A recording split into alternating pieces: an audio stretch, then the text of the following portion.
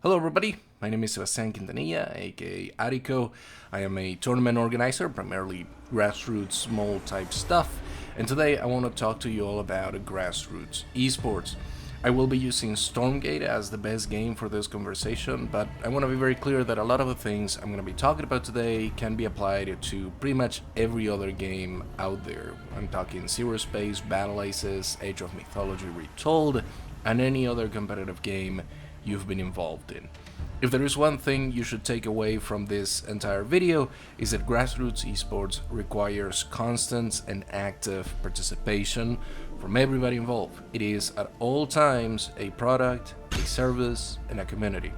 So let's go ahead and talk about each of those items. Sometimes you may only interact with them as a product. You might be familiar with VCT, LCS, EVO, DreamHack, and any number of other major tournament events that are happening, and either you're watching from home or perhaps you're attending in person.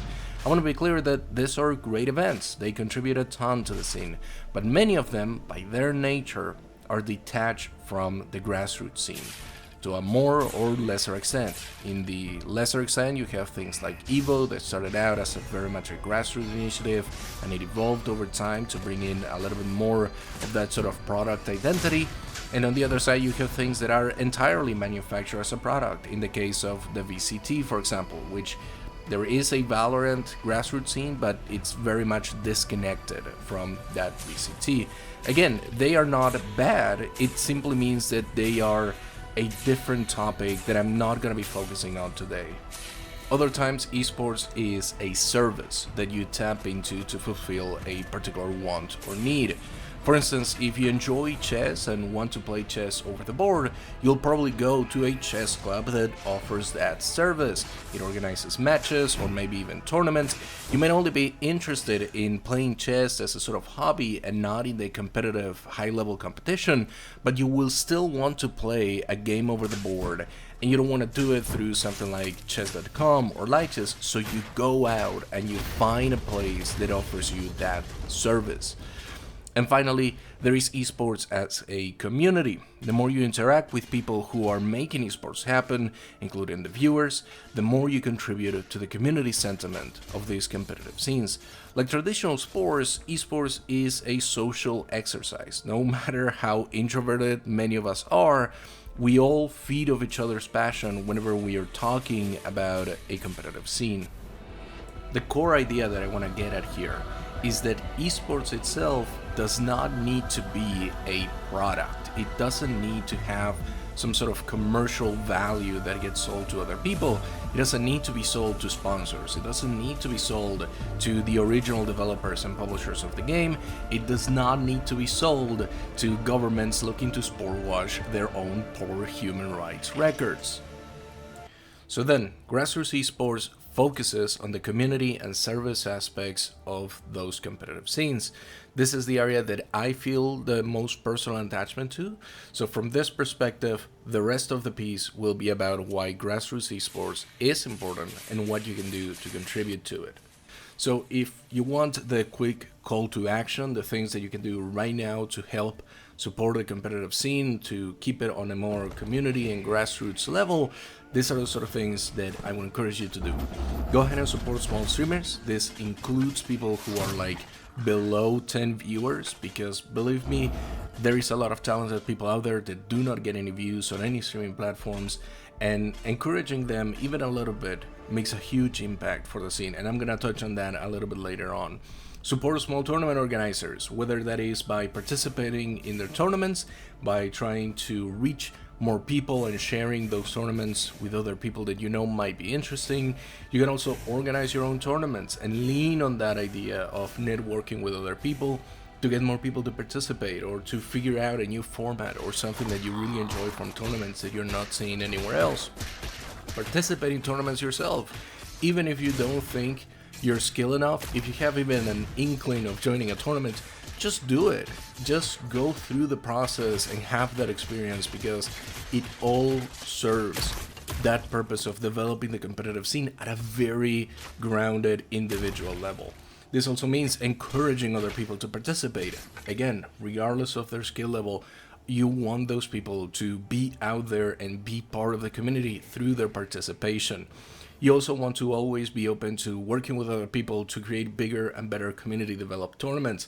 If there is somebody, for instance, that is organizing tournaments for the, let's just say, somebody in Greece is organizing a tournament and you are organizing another tournament also for people from Greece, work together, find out if there is something you can do together, and that'll immediately help the competitive scene grow in Greece. Even if you feel like it's only like 3 or 4 more people, it still contributes to that overall development. Then again, you should celebrate the small community achievements, the things that people who are from the community and have been actively working in the grassroots scene, go ahead and celebrate their successes. Be there when the awesome things happen, because that again encourages more people to participate, to be part of those scenes. And finally, inspire those who come after you. This is pretty straightforward. I am doing it right now.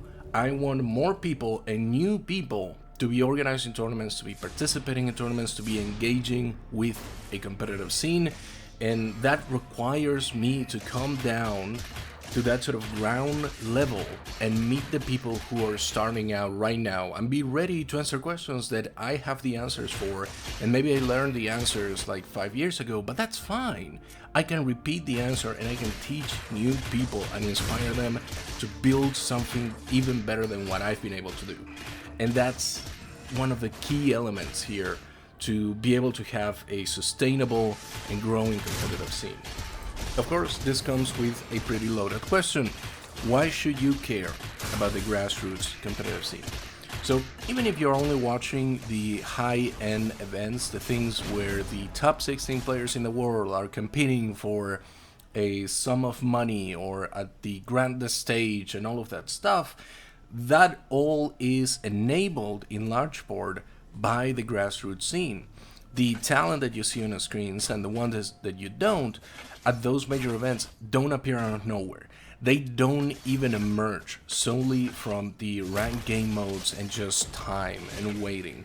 There needs to be an infrastructure that can, one, develop the passion and the skills for those people to then go on to achieve those major events, and two, give the talent time to be scouted and to produce the sort of highlight reels and the experience that they're going to need to show off to be able to participate in those major events. And again, to be clear, I'm not just talking about the players here that need an environment to practice in. I'm talking about the casters, the hosts, the analysts between matches, the production teams behind it all. These people, the talent that creates a product you enjoy, they need those initial experiences, and you cannot just buy your way into having a successful esports scene. So sure, money cannot buy a successful esports scene, but you certainly need somebody to be paying for all of these things.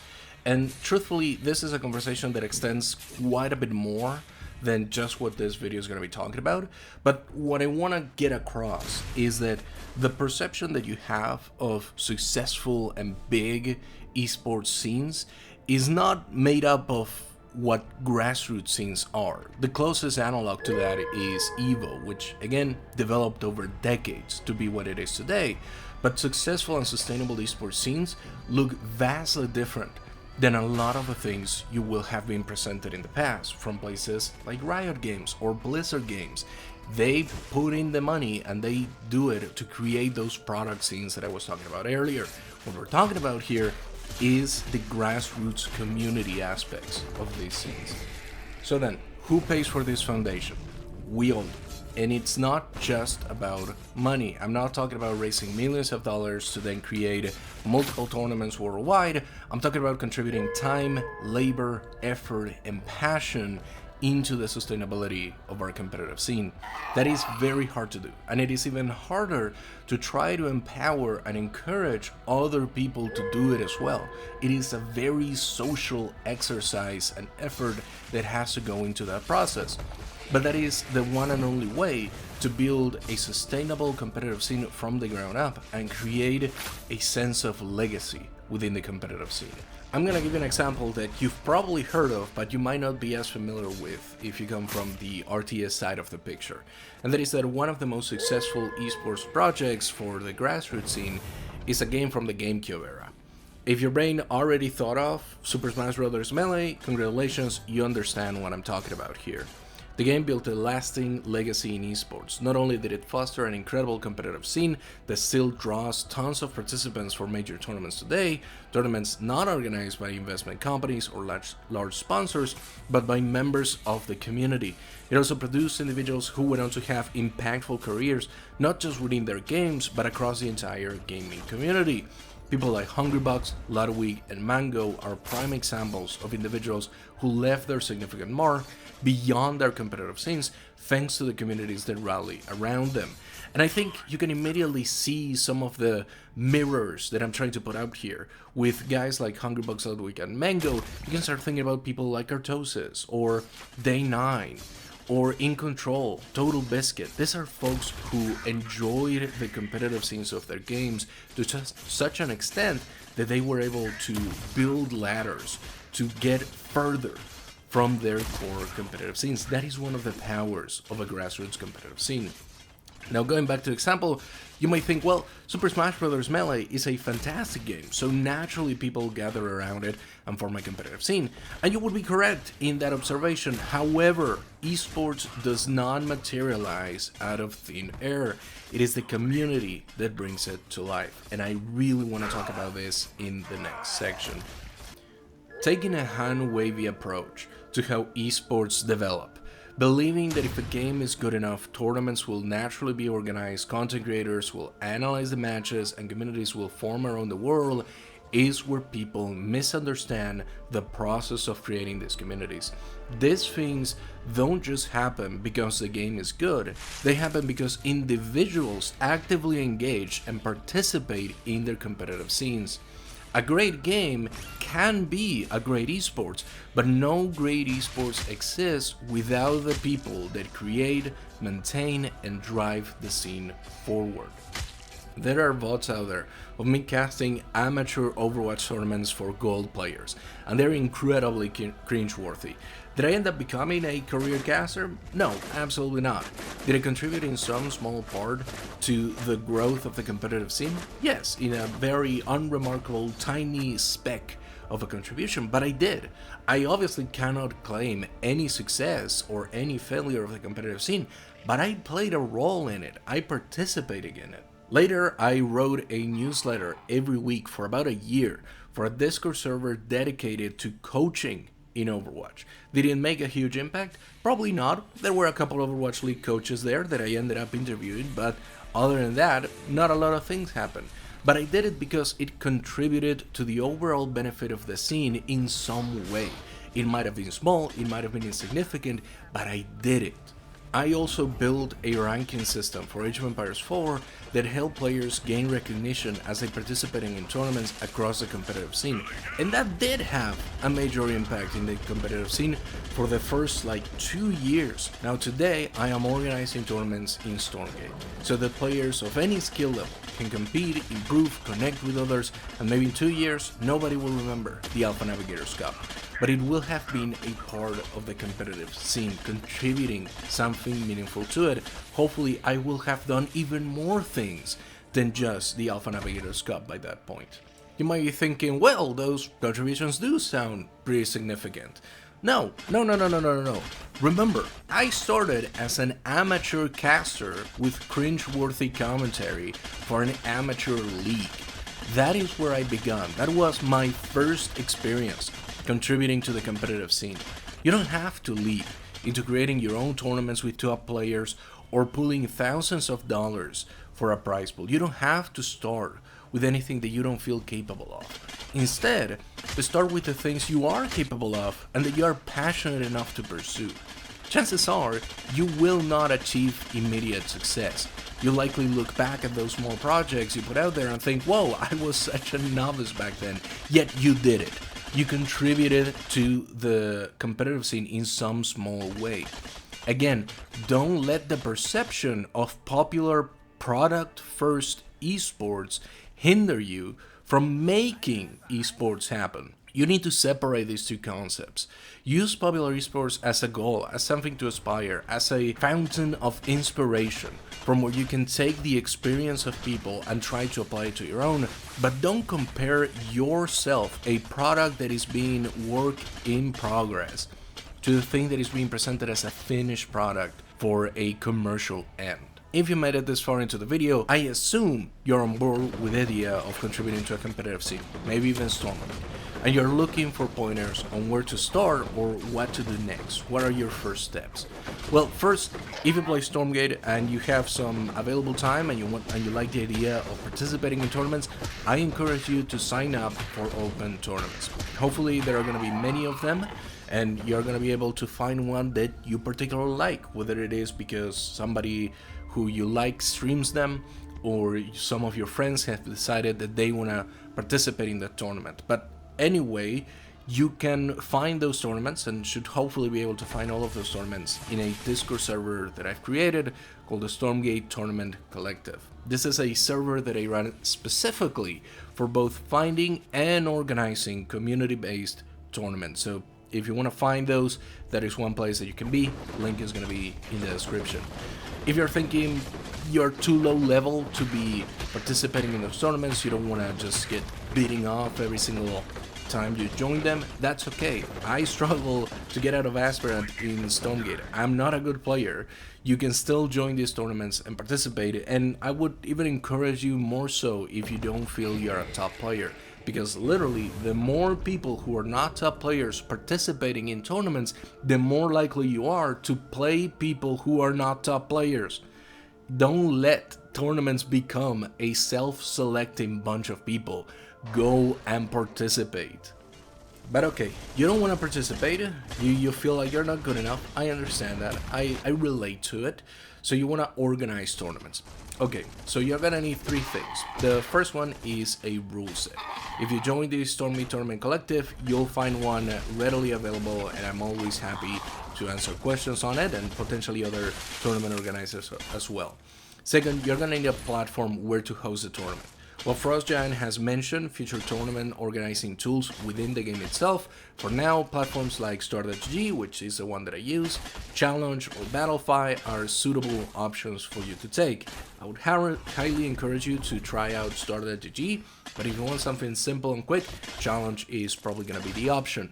If you want more suggestions on platforms, or you want to figure something out between other tournament organizers, again, the Discord channel has a bunch of helps and tips that you can use. Third, you're gonna need patience. Organizing tournaments involves a lot of communication. You'll be answering the same questions multiple times, so prepare yourself for that. I highly recommend organizing tournaments with a community you're already a part of. And if not a lot of people sign up on your first, second, third, fifth, 10th time organizing tournaments, do not feel discouraged. It is the natural process of organizing tournaments that you're going to have times where a lot of people sign up, times where few people sign up, and everything in between. If you're in a Discord server with friends who also play Stormgate, consider organizing a tournament specifically for them. Don't feel obligated to organize a tournament for a global audience right away. Remember, don't compare yourself to a polished esports product. Start with what you're capable of and build up from there. There are smaller competitive communities and supportive communities that will immediately tell you what are some of the things you can work on, and you can always talk to me or talk to other tournament organizers to figure out some of the puzzle pieces that you might be missing, and that it's totally normal to miss because you're starting out with this. If you want to make videos, go ahead and make videos. If you want to practice your casting, I have literally days worth of footage on my YouTube channel that you can use to practice for free. There are VODs of the Alpha Navigators Cup that have no commentating on top of them, so that you can download them and commentate on your own. You are also more than welcome to commentate any of the Alpha Navigators Cup tournaments that are happening live. You can always reach out to me and ask about that, and I'll be more than happy to give you the opportunity to do so. You don't have to practice by live streaming either. You can practice on your own, record yourself, get comfortable with speaking and commentating, figure out your setup with your computer. That is all part of this process. Start small. See how it feels. You can then decide if you want to upload your practice cast on your own channel or if you want to start streaming it. Even if it feels like you're casting into the void initially, you're gaining valuable experience. Go ahead and seek feedback from experienced casters who are more often than not willing to help you improve and help develop the next generation of people who are going to be casting in tournaments. When you feel confident about your casting skills, and again, you don't really need to feel that confident about it, just confident enough that you can go through that process at least once, you can create a short highlight reel of all of your casted tournaments, or have your channel be your highlight reel and approach tournament organizers, asking them if you could cast their tournaments, be it on the main channel or just on your own channel.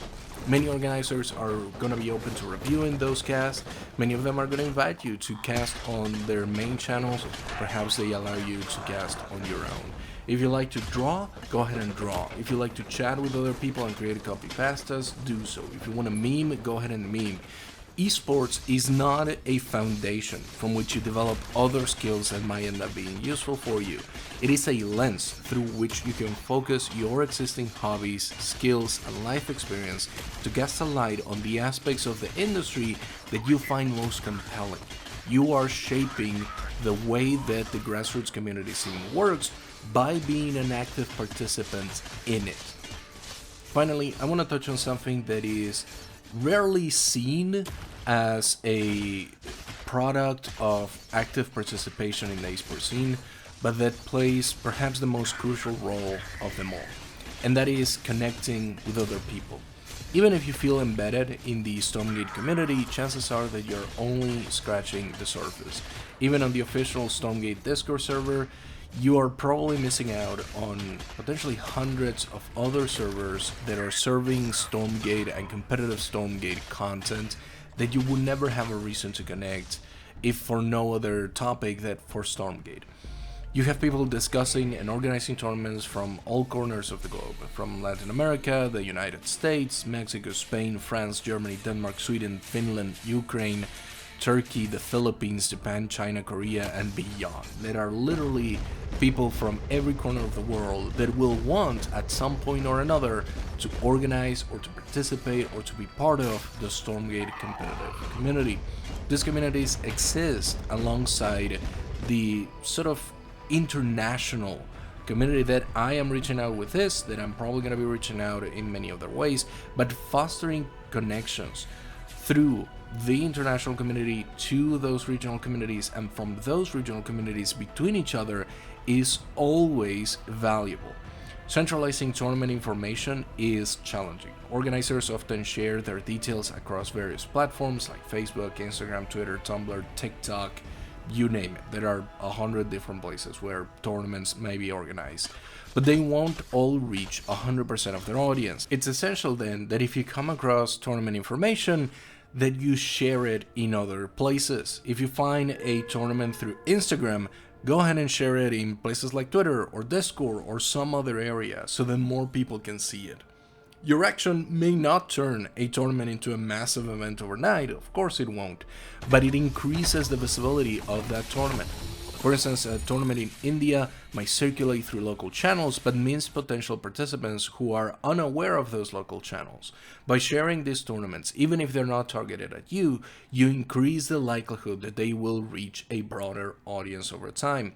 And again, remember, the benefit here is not just for the sake of the organizers, it's for the overall community. It helps network and create lasting relations between those competitive scenes. When there is a legitimate major event that is relevant to everybody, there will already be a network capable of spreading that news into those local spaces. At this point, you might be wondering if all of this effort is worth it. Considering the time and work they require, you might be asking yourself, why should I do this? How do I know that it is going to lead somewhere towards sustainability and for the competitive scene to be in a better place? And this is where I want to introduce you to one of the projects that I've been a part of, Rising Empires.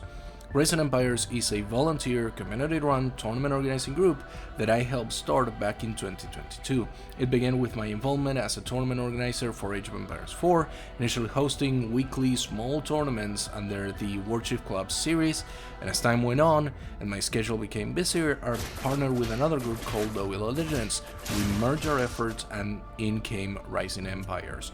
Over the past 2 years, this grassroots organization, fueled entirely by volunteers and their donations, has grown significantly. We've progressed from hosting weekly tournaments to now having the opportunity to organize 2 offline events, one in Norway and another one in Denver, with potentially more planned in the future. While I don't claim personal credit for these achievements, I can confidently say that my earlier efforts laid the groundwork. By staying engaged, encouraging others, and fostering and empowering the environment within the community, I played a part in setting the stage for these incredible things to actually happen. It might feel like handing the reins over to ESL or Blast or some other large CO is the way to go. Lean on their experience and their expertise to drive the community forward, and while I trust these organizations can create fantastic events, they can never have a complete coverage of the grassroots scene. It's simply not economically viable for these companies. So, if you're questioning the impact of your contributions or the time you're investing, remember that every small effort can ripple outwards and contribute to something larger over time. Incidentally, that is this entire video right now. I am reaching out to the other side of the screen, urging you to start today, to encourage those around you to join, because every small action we take as a community today will have a significant positive impact on our community's future.